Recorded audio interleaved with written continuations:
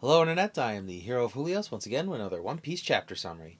This week's chapter is chapter 1106, On Your Side.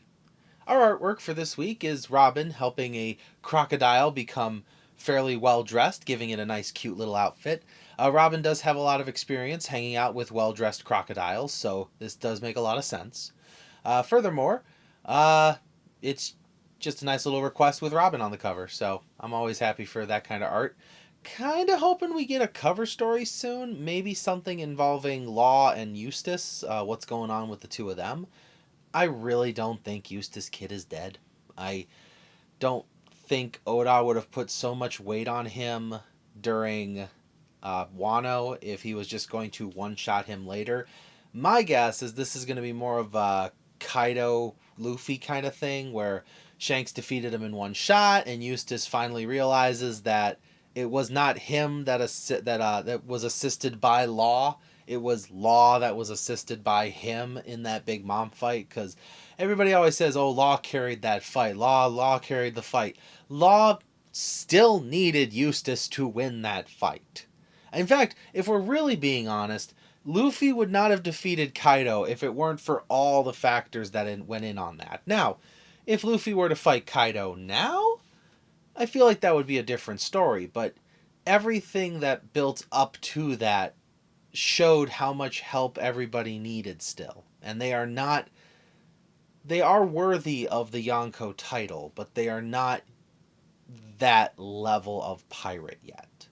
They are not single-handedly conquer a nation level. But enough about theories and ideas. Let's go into the actual chapter itself. So the chapter begins with all the pacifistas holding up their hands, pointing at Bonnie, and beep, beep, beep, beep, beep. They're all getting ready to shoot. Meanwhile, a boat is sailing towards the island as we hear two voices going, "Ho ho! There's a lot of carnage going on over here," just like the newspaper said. Don't know who those guys are yet, but for once, a question actually gets answered quickly. We will find out by the end of the chapter. Finally, Luffy is starting to power up. These Marines waited too long. They're all trying to get the Sea Prism cuffs on him, but it's too late. Luffy's got that smirk, and Nika is about to show up. So, moving back to the pacifistas, they got their hands up. They're all ready to shoot. They're powering up their little beams, and Vegapunk looking up at Bonnie falling towards her dad's and her real dad, Kuma, holding on to her as tightly as he can. He goes, "We gotta do it. Atlas, tell Bonnie the truth." And Atlas whispers to Bonnie, she goes, "Shh." And Bonnie's like, "Oh." Bonnie looks down at the pacifistas and she says, "Daddy, please don't shoot us. In fact, help us get off the island." And all the pacifistas look up at her and go, "Well, since you put it that way." And the Marine battleships are just wiped off the map as the pacifistas begin to retaliate. I believe this is the fourth time the pacifistas have changed sides, because what was it? The pacifistas were first used in defense of Egghead because of Sentomaru. Then they changed sides when Rob Lucci took out Sentomaru. Then they changed sides back when the Labo phase was cut off from the bottom part, and I think it was Vegapunk got back in control.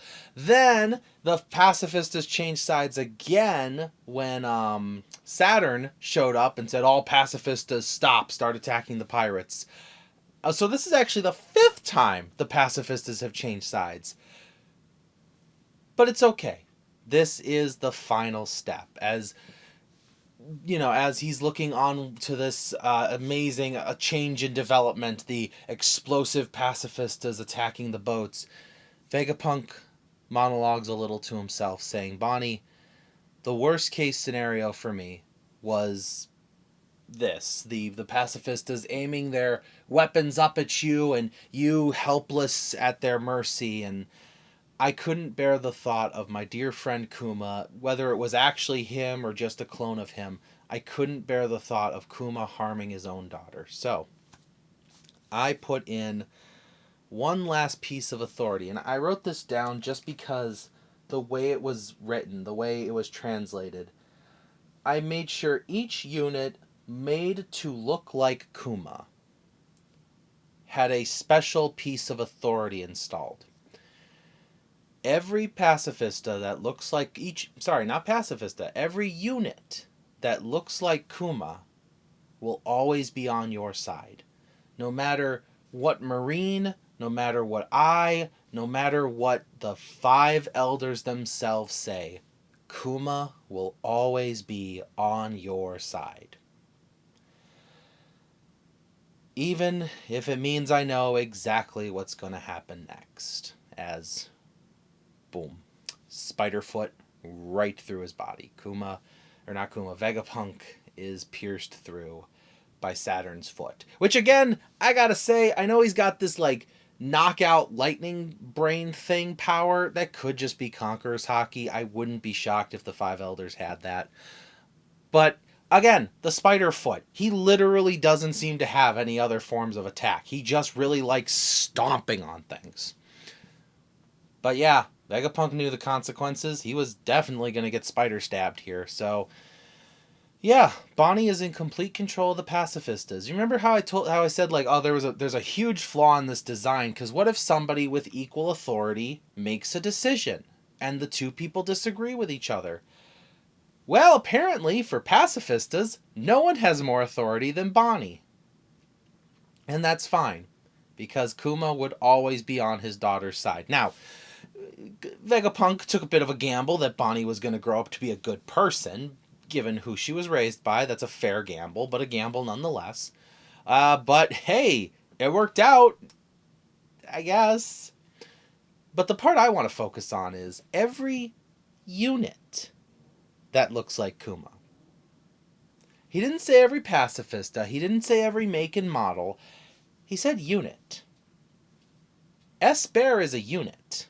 And I mean that in multiple ways. He is an absolute unit.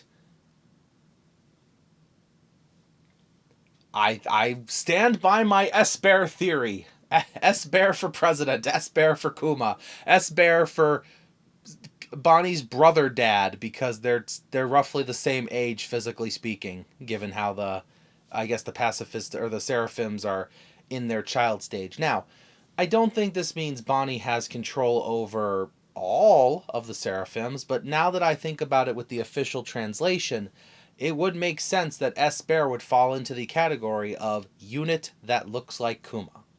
Going back to Saturn stabbing into Vegapunk, Frankie tries to go help him, Sanji tries to go help him, Bonnie reaches out for him, but they're all immediately attacked as Kizaru gets ready to deal the final blow. He hits them with a little bit of Sacred Jewel, gets his light sword out, and just as he's about to finish the job, a giant fist comes smacking through as the laughing sun god himself, Nika, appears. Luffy is laughing and having a jolly good time, his heartbeat rummaging throughout the entire island as Bonnie begins to recognize the rhythm. Bonnie's not the only one that recognizes the rhythm, as the giant robot begins to start booping up again. I'm thinking maybe the first time we saw it boop, boop, boop was just like battery at 1%. Now we've got battery at 10%, which, if any of you have a cell phone, you know that means it's not going to last very long. But battery at 10% is enough to call home and get someone to pick you up. So I think Luffy's heart's going to get their getaway ship ready. But more importantly, Bonnie sees Luffy jump, and she sees the Nika pose. And she finally puts it together. Why Luffy has the white hair, why Luffy's heartbeat has that rhythm, what Luffy meant when he said, "That's what I look like when I'm my most free."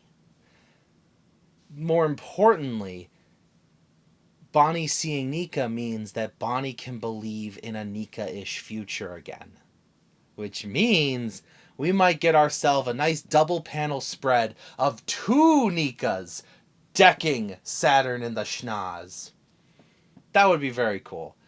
The chapter doesn't even stop there, though, as Saturn's looking around. He's just like, ah, crap. We got Nico over there. My admiral's on the ground. Vegapunk betrayed me, so those pacifistas aren't any help anymore. I don't even know where the Seraphims are at this point, and Bonnie's starting to believe. What could make this worse? Meanwhile, at the edge of Egghead, a couple ships are firing. They're like, why are these guys here? Oh, how are we even supposed to deal with this? And the two figures jump off of their giant ship, massive battle cruiser in the shape of a wondrous Viking vessel, as Dory and Broggy land on shore, and they're both just like, oh, you really think those cannons are going to do something against us? No, no, no. You see, we're here for our good friend Straw Hat Luffy. Isn't that right, Broggy? And Dory, isn't that right, Dory? And Dory goes, that's right, Broggy. Or should I say, the Sun God, as the two of them begin making their way to Egghead, which, given that the newspaper got this message to them, that means by sea, Elbaf and Egghead are only like a day by boat. I mean, granted, the Giant's vessel might move faster just because it has bigger sails. Is that how sailing vessels work? Do you go faster if you have a bigger sail? Or is it proportional to the ship? Whatever the reason, it's only a day's travel by giant boat, so Shanks is pretty nearby too. Unless Shanks decided to go do something else. But Dory and Broggy are here, not even close to who I was guessing. I was guessing Moria and Perona as my, top pick. But, so, let's sum it up. Pacifistas are on our side. Luffy's back to full power. The Giants are here. Everything's shaping up for not only the Straw Hats surviving a Buster Call, like they did last time and escaping it, but actually stopping the island itself from being destroyed. We might actually save the island of the future, perhaps resulting in another bounty increase for Luffy, as he will definitely be the one who takes the blame for killing the world's greatest scientist. I don't think there's even anything to predict about the next chapter. We're on break next week, which, it's good. It gets your heart rate back down after all the crazy that just happened, but there's really nothing to predict here. Luffy's gonna fight Saturn. Bonnie might fight Kizaru, or Kizaru might still have a chance of switching sides. Atlas and Frankie are probably going to try to save Vegapunk. They also got to save Kuma, because he's just kind of beep boop, not doing anything. Giant Robot's about to wake up, and Zoro's still fighting Lucci. So, things are looking up. Things are looking up for the Straw Hat crew today. Wonder what's going to happen next. Oh, that's right. That Blackbeard ship is still there. Well, let me know in the comments what you think that's going to cause as we wait for our next chapter. Thank you for watching as always, and I will see you in the next video. This is the Hero of Julios, Xing out.